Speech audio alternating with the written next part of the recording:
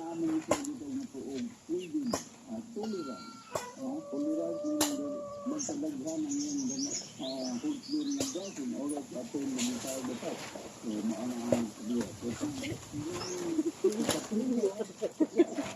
Kumulang bahala.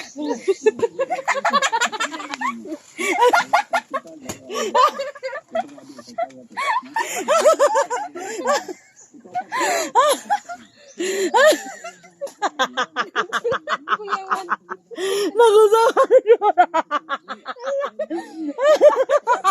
Ninganga. Ninganga. Nisiga ko ng mata ni ate. Na nagkakaroon si Pansit. Na